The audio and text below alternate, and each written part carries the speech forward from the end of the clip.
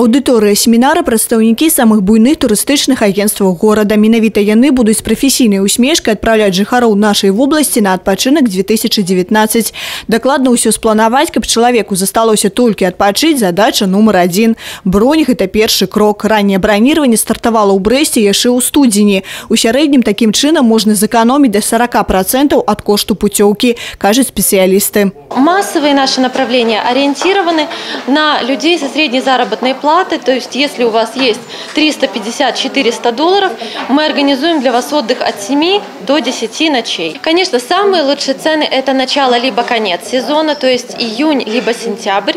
Но в июле, в августе мы также можем предложить много хороших вариантов. Немаловажный фактор у кошце адпачынку и кропка адпраўлення. Сёння ўсё большую папулярнасць сярод брэсцкіх турыстаў набіраюць прамыя вылеты з Брэста. У гэтым сезоне можна адправіцца ў 5 краін – Егіпет, Турцыю, Туніс, Балгарию и Черногорию. Усяго запланавана больш за 90 чартерных рейсов. Для наших жителей это невероятно удобно. Это несравнимый комфорт. Мы не тратим столько времени на дорогу до города вылета. Не сравнишь, когда ты садишься в Бресте в самолет, тратишь 2 часа времени, и ты оказываешься уже на море. Особенно это актуально для семей с маленькими детками, для которых крайне важен вопрос вообще дороги. Жыхары Брэсцкай вобласці пачалі лічыць не толькі свае грошы, але і нервовыя клеткі, адзначаюць тураператоры. Статыстыка Рэспубліканскага саюза турыстычных арганізацый сёння пацвярджае. У турыстычны сезон рэйсы з рэгіёнаў самыя папулярныя. У гэтым ёсць вялікі патэнцыял для развіцця рэгіянальных аэрапортаў, кажа старшыня саюза Руслан Сігенюк. Ён ужо вёў перамовы з брэсцкім аэрапортам пра магчымасць пашырэння палётнай праграмы з Брэста. Новые направления, которые, как мне кажется, были бы востребованы из Бреста, это Греция, это Испания, это Грузия.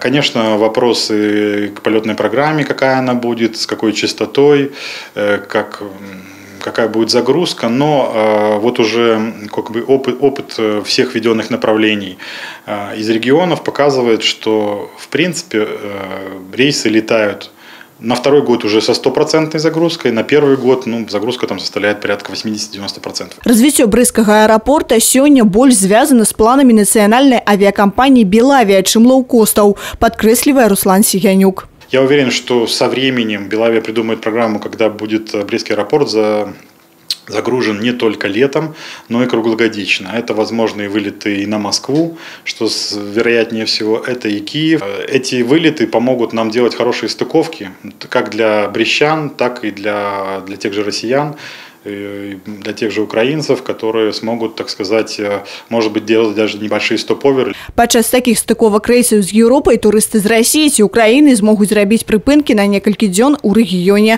што прынясе прыбытак турыстычнай сферы вобласці. Правіла адно на ўсіх, кажуць тураператоры. Пакуль адні адпачываюць, іншыя на гэтым зарабляюць. Крысціна Пратасавіцкая, Роман Філюціч, тэлерадыёкампанія «Брэст».